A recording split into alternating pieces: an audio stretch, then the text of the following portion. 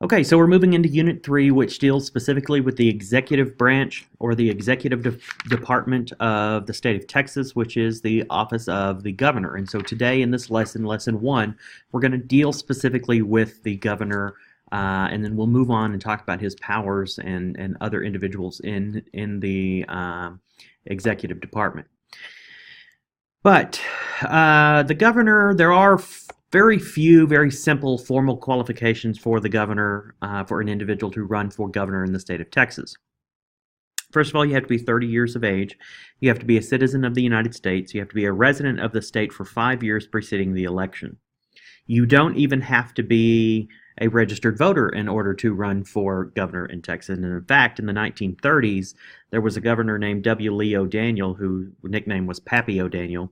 He ran for governor, stressing that he was not a professional politician, and to prove this point, he made an issue of not actually even being a registered voter. And so you don't even have to be a registered voter. You just have to be 30, a citizen, and a resident of the state for the past 5 years. But there are some significant informal qualifications, things that are not, actually qualifications, but that sort of play a larger role in who gets elected to that office. First of all, individuals who have some kind of experience in government are typically more successful in being elected to the office of governor.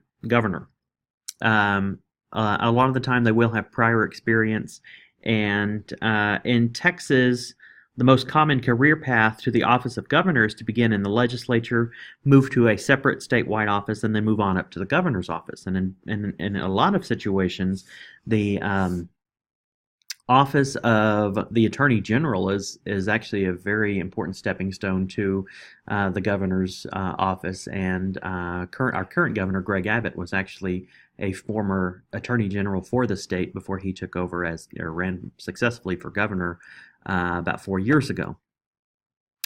Race and ethnicity really do play a role in who is elected to the governorship. Typically, our governors have been white, wealthy, well-educated Protestant men. Now, there are some exceptions to this rule. We have actually had 2 women who have been elected to the governor's office. One of them was elected in 1924, and her name was Miriam A. Ferguson, also known as Ma Ferguson. And she ran in 1924, but she did not run sort of in her own right. She ran for her husband, Jim Ferguson, who had been impeached and removed from office, and so instead of him running for the office, he ran his wife, because once he was impeached, he was no longer eligible to stand for public office in Texas. And so he was barred for seeking re-election. And so Miriam Ferguson will be elected twice to non-consecutive terms, and it was no secret that she was running in her husband's stead, and part of her campaign slogan was 2 governors for the price of 1.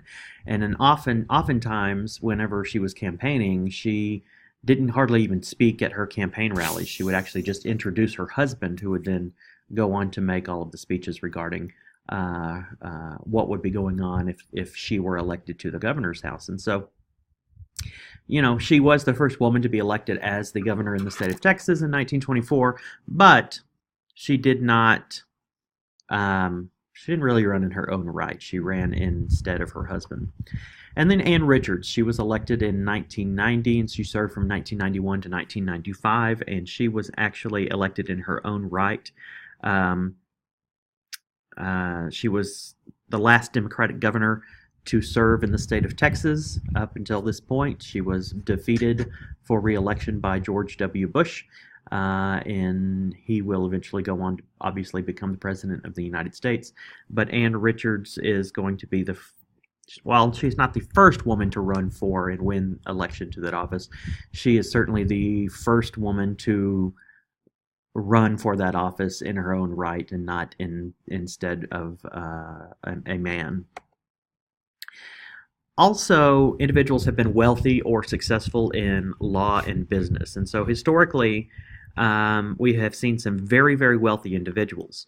Dolph Briscoe and Bill Clements were extremely wealthy. There were a couple of governors of Texas, and they were extremely wealthy and were elected to that office. And if they haven't been successful in law or business, excuse me, if they haven't been wealthy, they have been successful in law or business or politics before becoming governor. And really, the exception to this would be Ann Richards, who was neither a lawyer nor a businesswoman, but she was elected to some other offices in the state of Texas prior to becoming the governor. And then Rick Perry, who spins a story about being a sharecropper's son, but if you look into his background, he actually comes from a very moderate middle class background. But so they are the exceptions to that wealthy rule, but by and large, these individuals are going to be extremely wealthy. And so when they are elected to office, governors are going to receive a salary that is typically above average, and they receive a salary of $150,000 per year.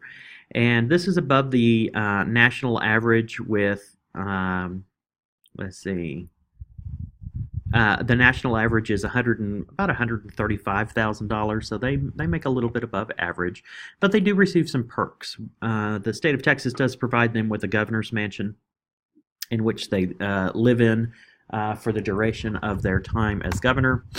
They are provided with an airplane for travel. They are provided with a vehicle and driver, all at the state's expense. They are provided with reimbursements for traveling expenses that they might incur while they are on business or doing the business of the state. And they do receive a budget for entertaining and maintaining the governor's mansion. Excuse me. And so they do receive several perks of being in office, and they do receive a pretty decent salary above average and above the national average, and also significantly higher than we pay our legislators, right? Because if you remember, we pay our legislators very, very little per year. The succession to office in the state of Texas, should the governor have to leave office for good for one reason or another, then the lieutenant governor will become the governor. This is only if the office is vacated. And so we saw this occur in 2000 when George W. Bush took over for as president. We had Lieutenant Governor Rick Perry take his spot as the governor of Texas. But in the event that they retire from office, or they resign from office, or they take another position, or they pass away, then the lieutenant governor will become the new governor of Texas. After this, if the lieutenant governor is not able to do so, then the line of succession goes through the president pro tempore of the Senate. Then it goes to the Speaker of the House, then the Attorney General, and the Chief Justices of the Court of Appeals in Texas. And so we do have a line of succession in our state to provide for disasters or emergencies. But then there's also this idea of an acting governor. And an acting governor is someone who fills in for the governor when they leave the office for a short time. And so typically when the acting governor is out of state, then you're going to see the lieutenant governor step in. So when they leave the state, the lieutenant governor is going to step in. They're going to become the acting government and perform the duties of the governor. And Rick Perry really holds the record as serving the most time as acting governor while Governor George W. Bush was campaigning for president outside the state. And likewise, Lieutenant Governor David Dewhurst also served as acting governor for a great deal of time while Governor Perry was out of the state running for the Republican presidential nomination in 2012.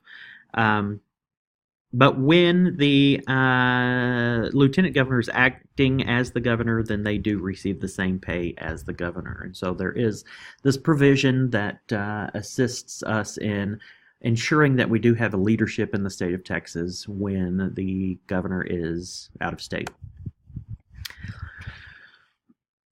We have a provision to remove governors from office, and it is a two-step process. Technically, in this two-step process, the lower house of the legislature will adopt articles of impeachment, and these are actually just sort of indicting the individual. They've done some wrongdoing, and the House of Representatives of Texas will adopt these indictments against the individual, and then there will be a trial on these articles of impeachment, and that's going to be held in the Senate. So it's very much the same as it would be at the national level. And so the Senate will conduct the trial of the governor in the Senate, and they will find whether or not the governor is guilty.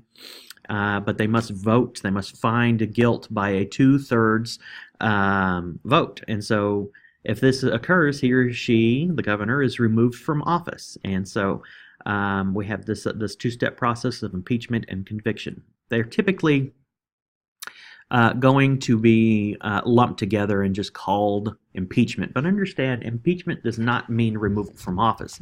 Impeachment just means that you have been drawn up on charges. You have to be convicted and removed from office by the Senate in order for you to actually be removed from that office. And so we have had one governor in the state of Texas that has been impeached, and this was Governor Jim Ferguson, also known as Pa Ferguson of Texas. And he served from 1915 to 1917, and he was indicted by the Texas House on misuse of state funds. And he was eventually convicted and removed from office. But in reality, he was impeached because of his fight with the University of Texas Board of Regents. And when Ferguson could not force the board to terminate several professors who had been critical of him or force the resignation of board members, he is going to use what is called his line item veto authority, which we'll talk about in a later lecture, to veto the entire appropriations bill of the University of Texas. And so this use of the line item veto inappropriately led to his impeachment. And so he will be tried, he will try to prevent his impeachment. And what he does is he calls the legislature into session. And because in Texas the governor is the one that may decide the agenda of a special session, Governor Ferguson said to the legislature that it could consider any item it wanted except impeachment.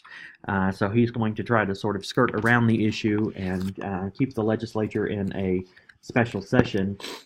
Because it is going to be the governor who has the ability to decide what it is that they deal with. And so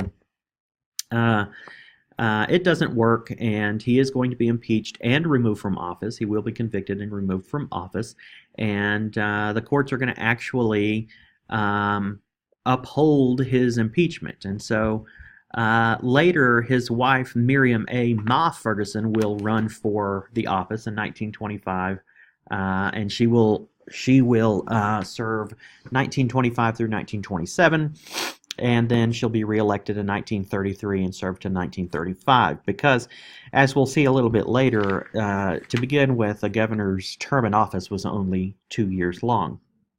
That'll be changed to a four-year term a little bit later. And so Ma Ferguson will run for election, and one of her campaign slogans was me for Ma, and I ain't got a darned thing against Pa. So it sort of implied, again, that she was, running for election, and that Pa Ferguson was going to be involved in her process. So even though it prevented Pa Ferguson, from actually running for office in his own right, it's not going to stop him from influencing politics for another 10, 15 years following his impeachment. So the tenure in office, we've sort of alluded to this already, but the tenure in office is defined as the legal ability of governors to succeed themselves in office and the term length.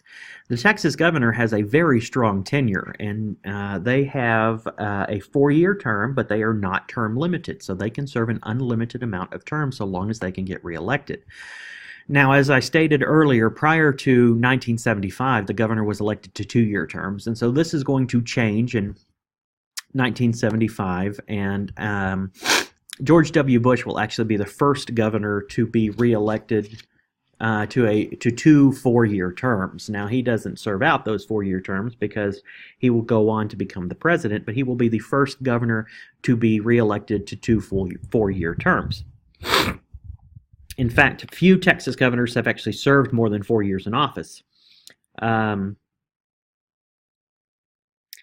Bill Clements will serve for 8 years, but it will be non-consecutive. And from 1874 to 1953, no person served more than 4 years as governor in Texas. Uh, the individual who was in office during this change of term was an individual by the name of Dolph Briscoe, and so he was elected to serve a 2-year term, and then this change occurred in that midst, and so then he was reelected to serve a 4-year term, and so he's going to serve 6 years.